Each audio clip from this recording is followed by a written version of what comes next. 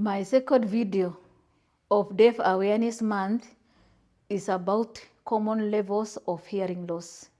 Sound intensity is measured in decibels, and then the frequency is also measured in hertz. We have 4 levels of hearing loss.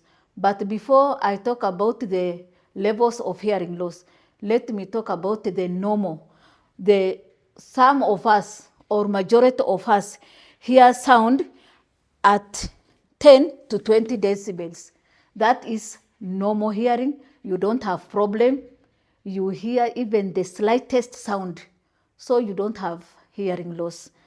When you have mild hearing loss, this ranges from 20 to 40 decibels. And then for the moderate hearing loss is 40 to 70. For the severe is 70 to 90. And then we have profound hearing loss from 90 to 120. Now the loss of hearing loss, I have said, is measured using pure tone audiometric test. That is how we call the test. And the gadget which is used is called an audiometer. This one is an audiometer. Then you have your test subject here. This person, maybe he has suspected himself that he has a hearing loss. So first he goes to the audiologist. But in our case, if a child is suspected to have hearing loss, is brought to the school, and using this machine, we test. And then we plot an audiogram. Then we plot. How do you test? Now the button here is for the frequency, and then the other one is for the intensity. So I'll just touch my button, and then I will prepare him.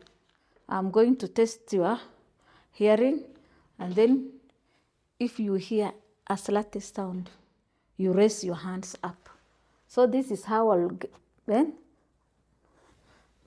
So his hearing is not deaf. Then this is the response button. No, now after I touch and he hears, he gives me the response, and it is clearly indicated here. Then the test, I mask the other ear. Then first I test the right ear, then the second ear. Then it is plotted in an audiogram. From there, you can check the intensity and the level of hearing loss.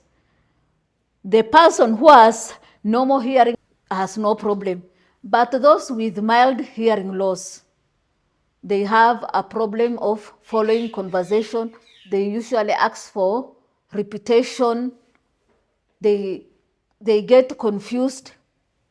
And then for the severe, this one have really challenge in communication, in noisy places. They ask for pardon.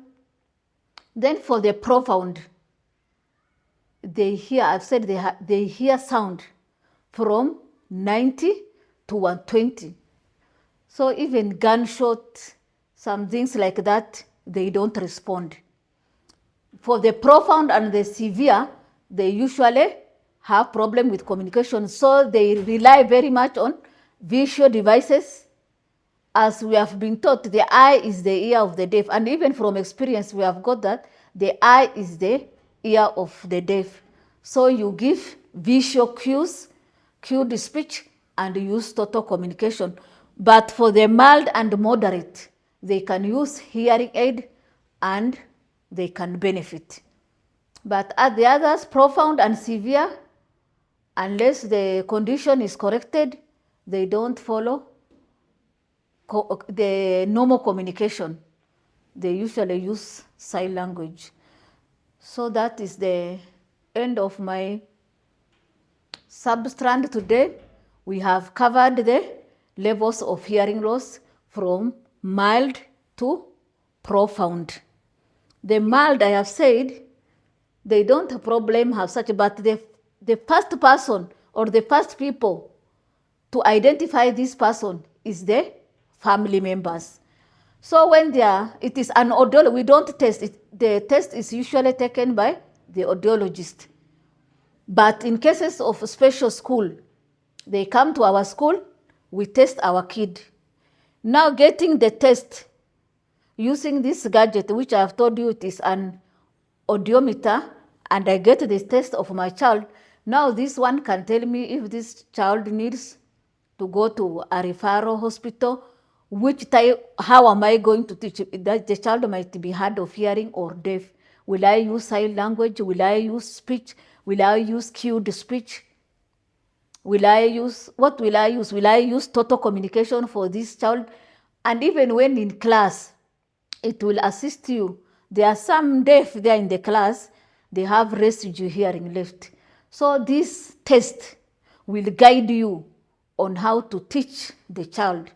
Because when you use pure signs in class and there is this child who has speech, obviously with the time, the speech is gone because most of the time he is with the deaf colleague. So you advise the parent, get a hearing aid of this for this child, and then as I teach, I use speech. But for the profound deaf, they depend only on sign language.